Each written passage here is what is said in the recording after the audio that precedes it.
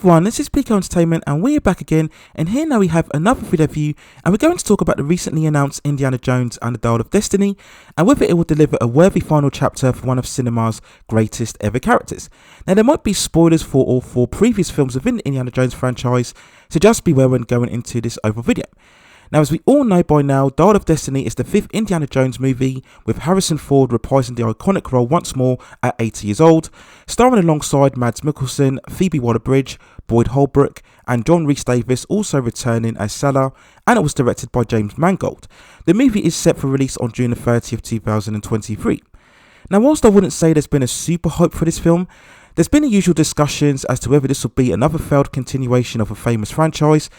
Because of Phoebe Waller's involvement, will we see another iconic male character be superseded by a female for the sake of woke agenda and identity politics? We've even seen director James Mangold get involved in various back and forth with people on Twitter who had shared their doubts over the project. Now, for me personally, I've never really been hyped for this film. As a youngster growing up in films during the 80s, the first three Indiana Jones at the time were amongst the greatest cinematic trilogies of all time, alongside Lord of the Rings, Star Wars, Back to the Future, and also Die Hard. They really were everything in terms of action and adventure and escapism, really the pitch-perfect action-adventure blockbuster. It had everything from the spectacle, the mystery, and the supernatural, as well as the peril and the jeopardy. All of the thrills and excitement, bolstered of course by John Williams' iconic musical score. Now, that trilogy of films was sadly extended with The Kingdom of the Crystal Skull in 2008, which lacked everything that made the first three so special. It just felt so safe, it was too clean, having none of the physicality or visual nature before, and there was an over-reliance on CGI that didn't help the movie either. And so recently the trailer for the fifth film dropped online, and my overall impressions felt really a lot similar to that of Crystal Skull. Overall, it just looks too digitally processed, with all of the obvious green screen aesthetic that we see, with no real sequence standing out to really hook me into this overall story. Now, mentioning the digital effects, we all knew going in that there would be some sort of de-aging of the character that we've seen regularly within the Marvel Cinematic Universe. And I do have to say that within this trailer, the effects look great. The younger or prime Indy that we see in a couple of shots here do look completely convincing. There's not one doubtful moment, and it's just a shame that we can't get this version for the entire movie, but as we all know, these de-aging effects are mega expensive to produce, even for a couple of scenes. Now, story-wise, the trailer didn't really give us too much. We get some narration about missing the desert and the sea, and what will the next day bring us. Whether this is by Salah or another character, I'm not so sure. We did have that scene where we see Salah alongside Indy, who talks about these days being behind him. We later on get confirmation of what we knew going in, that Phoebe Waller-Bridge will be playing Indy's goddaughter, and likely that she's the daughter of Marcus Brody, who was played by Denholm Elliott from both Raiders of the Lost Ark and Indiana Jones and the Last Crusade. Now, hopefully Mads Mikkelsen will get enough time to impose a good villainous presence as the Nazi soldier known as Voller.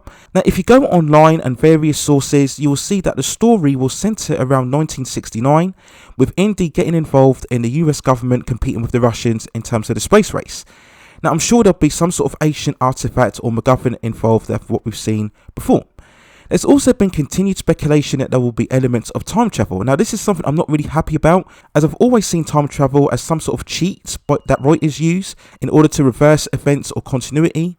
We just have to look at what happened with the Terminator franchise after the first two films. And it always takes that element of high stakes away if you're able to jump back and forward in time, especially if you don't get the mechanics right in terms of the time travel.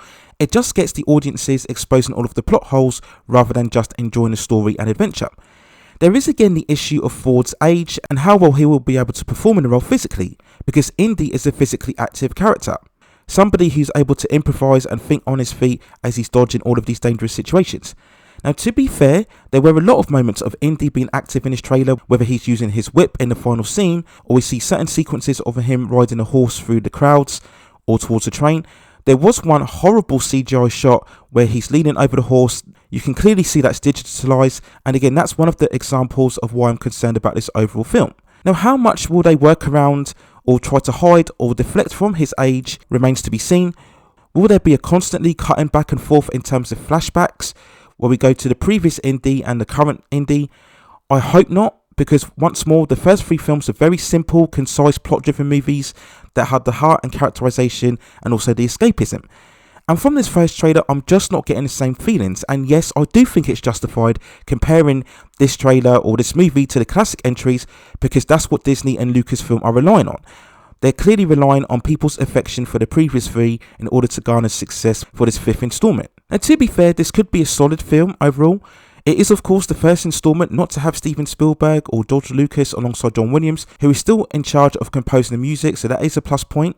You do have to remember that these guys together were very much the cinematic dream team from the mid-70s all the way to the mid to late 80s. But they were all involved in Crystal Skull, so who knows, this 5th movie could be something good.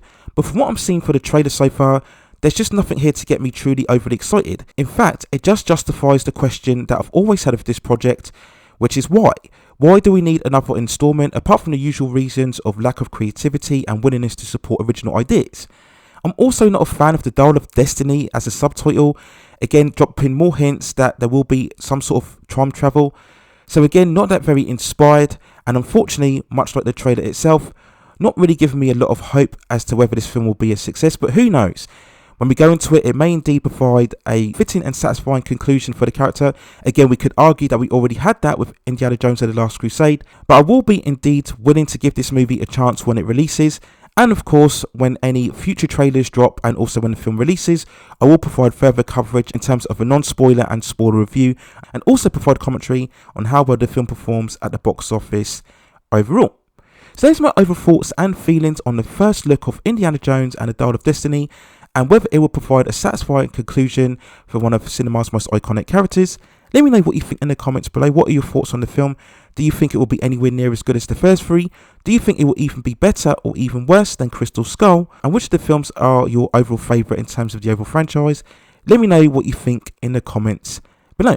And if you have any other suggestions regarding any movies or televisions or any other issues or subject matter within the entertainment industry that you'd like to see me cover, then also let me know in the comments, and I will see if I can provide further commentary for you on those topics within the future. Please also hit and like the subscription and notification buttons so I can provide you with more high quality content like this in the future. But that's it for now. Take care of yourselves, and I will see you very, very soon.